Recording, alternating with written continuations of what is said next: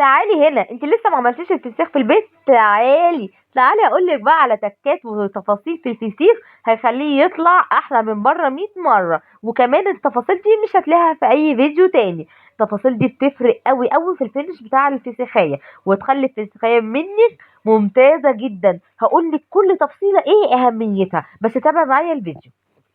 السلام عليكم، سمي الله ونصلي على الرسول عليه الصلاه والسلام. معانا كده السمك البوري، دولت 2 كيلو من السمك البوري. طبعا الكميه زي ما انت عايزه. كملي معايا الفيديو وهقول لك كل كميه ممكن تعملي ايه.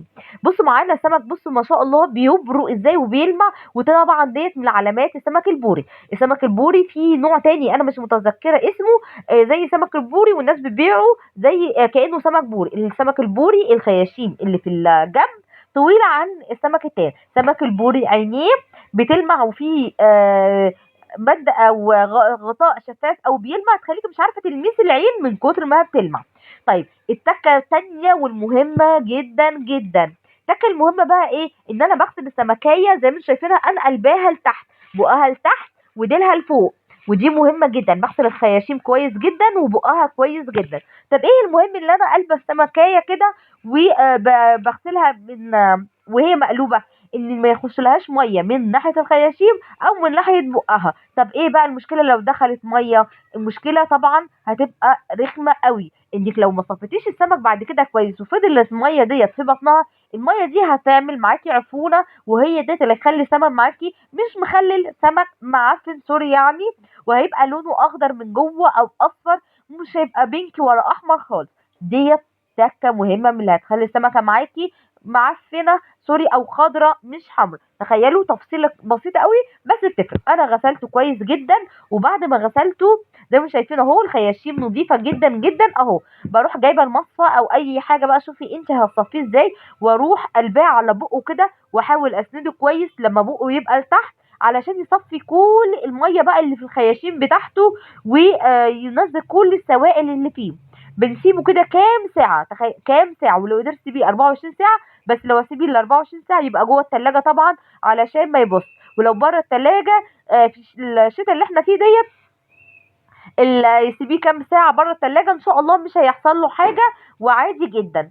بعد ما بنسيبه الكام ساعه بنجيب مناديل وننشف الخياشيم كويس. انا هنا خلاص نشفته، وبصوا من كتر ما هي خلاص نشفت، بصوا بقت مجمده ازاي، تحسها اخدت وضع اللي كانت عليه، جفت، وهو ده المطلوب. وطبعا دوت الاسلوب اللي كانوا معتمدينه الفراعنه، موضوع التجفيف. طبعا ما كانش فيه ثلاجات، فكانوا بيجففوا او يحنطوا الحاجه، الاسماك واللحوم بطريقه التجفيف. هنا بقى المكونات اللي احنا هنحطها على السمكيه ايه؟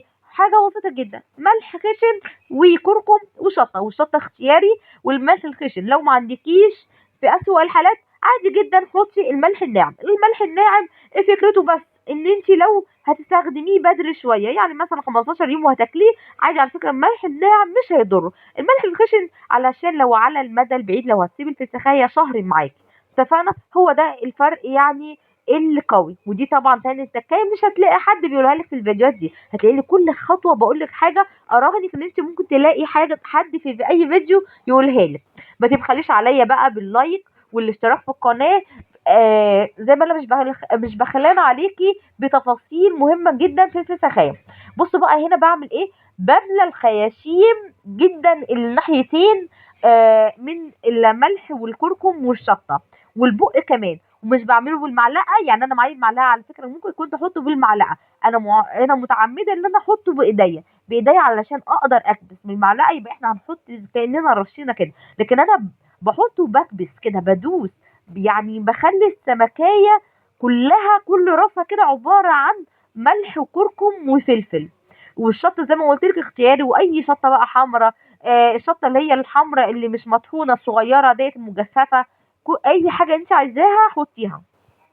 بس هي ما بتحطش عليها توابل بقى ولا اي حاجه، هي ما فيهاش افتكاسات غير كده. ولو مش حابه الكركم وعايزه تشيليه، على فكره ممكن تستغنى عن الكركم عادي، ولو عايزه ملح بس على فكره. بس يعني الشطه برضو الصراحه بتدي نكهه في الاخر حلوه. لو عايزه بقى حراق قوي بتكتري، لو عايزه مظبوط يعني دوت حسب رغبتك. زي ما انت شايفه، اهم حاجه شايفه انا بقها بيتفتح معايا من كتر ما انا بكبسها الملح والكركم والشطه الخلطه اللي احنا عاملينها ديت. لازم نكبس كده، نكبس كويس جدا جدا. ليه بقى؟ علشان برضو ما يكونش من اسباب التعفن معاكم. زي ما انتم شايفين هو رشيت لها كده على الوش، دهنت جسمها من بره برضو نفس الخلطه ديت. تمام، لحد دلوقتي سهله وما فيهاش اي حاجه خالص. زي ما انا بقول لك، هي تفاصيلها كلها سهله جدا، بس يعني حاجات بسيطه لما تخلي بالك منها، هو دوت اللي بيطلعها لونها احمر من جوه. اللي بقى اللي هيخليها طالعه معايا طريه وحلوه من جوه كده، وزي ما بنشوف بنقطع اللحم كده مهري مهري من جوه. الزيت زي ما انتم شايفين، انا بجيب معايا الشنطه وبحط الزيت. الزيت بيساعدها ان هي تديلها طراوه من جوه كويس. ماشي. آه بصوا، عشان انا عندي احجام السمك متفاوت مش زي بعضه، مختلف شويه، فانا بجيب كل حجمين مناسبين بحطهم مع بعض في شنطه واحده. طبعا انت عايزه تحط سمكيه في شنطه واحده، السمك كله في شنطه واحده، براحتك جدا. طبعا دي بقى ايه، ولا اقول لك ورق استرتش ولا اي حاجه. بجيب الشنطه بحط فيها كل سمكتين قد بعض، واروح حاطه فيهم برش على الوش كده شويه الخلطه ديت وشويه زيت، واروح بقى انا بلف الشنطه قوي، يعني بخرج الهواء اللي في الشنطه وبلف الشنطه جامد جامد جامد. بصوا، مش مجرد بلف الشنطه، شايفين زي ما انتم شايفين مفيش هواء عندي في الشنطه. على قد ما بقدر بشيل الهواء وافضل زي ما بيقولوا بكرب الشنطه جامد، بكرب الشنطه قوي. يعني انا عايزه السمك يبقى مخنوق من جوه. وطبعا دي مهمه جدا، ما تسيبيش براح في الشنطه عشان الهواء ما يساعدش على عفونة السمك. برضو ديت من ضمن اسباب عفونة السمك، انك بتسيبي فيها هواء. لا، احنا بنكبس الشنطه قوي قوي ونكرب فيها جامد كده علشان ما يبقاش فيها هواء. زي ما انتم شايفين باخد كده وبحط على وشها، وبحط الزيت عشان الزيت يديلها طراوه كده من جوه، يخليها طريه وحلوه.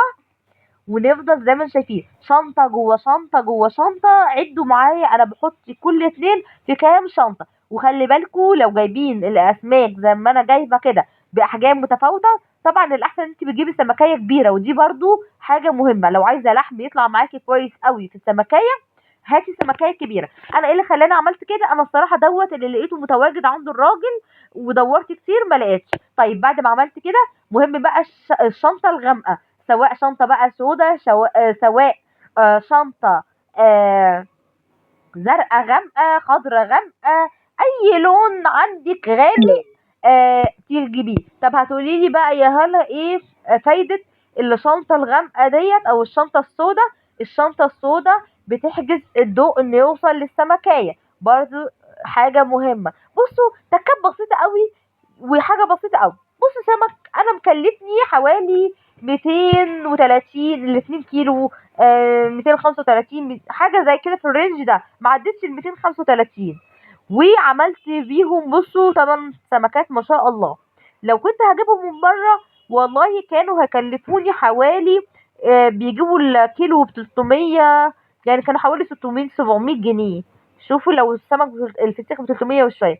طب على ايه؟ انا ما كلفتش نفسي اي حاجه، يعني ما فيش ارهاق، وطبعا ولا بفتح السمكه وانضفها ولا اي حاجه. دي سمكيه زي ما هي مقفوله، وزي ما انتوا شفتوا بغسلها كده من بره وبحط فيها شويه ملح، بجففها واحط فيها شويه ملح، واروح ضغط عليها في شويه شنط.